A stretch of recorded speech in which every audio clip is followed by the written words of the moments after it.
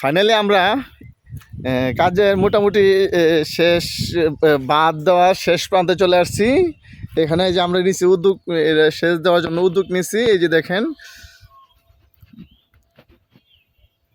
এখানে আছে যারা হচ্ছে এখানে 5 জন আছে, এখানে বাদ দিতেছে, তারপর আবার ওইখানেও আছে। এইখানে বাদগুলো দেওয়া শেষ হলে আমরা সেচ দেওয়ার কাজ শুরু করব।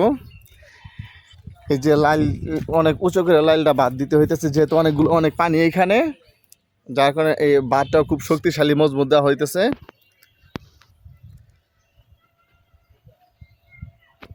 সারা দাও সাইফুল ভাই, জাকির, আমার প্রিয় ভাই জাকির, সে তার উদ্যোগে এই বাদ দেওয়ার হচ্ছে। এখানে সাদা বাবা আছে, মিনার বাবা আছে, সবাই এখানে অক্লান্ত পরিশ্রম করতেছেন। দেখা যাক। তারপর হচ্ছে শখের তোলা 80 টাকা নাকি ছিল, এখন তো এই বাজেটে নতুন বাড়ছে, আরও প্রায় 150 টাকা হয়ে গেছে শখের তোলা। তো যার কারণে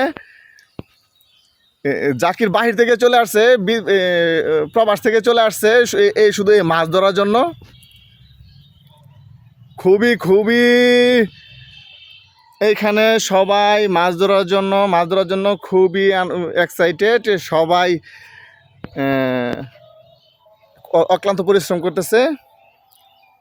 তো যারা মাছ ধরতে বা মাছ ধরা দেখতে খুব ভালোবাসেন, তারা এখানে চলে আসেন। অনেক পরিশ্রম হচ্ছে। তবে শেষ পর্যন্ত দেখতে থাকুন। আমরা কালকে থেকে এইখানে মোটর বসাই দিব।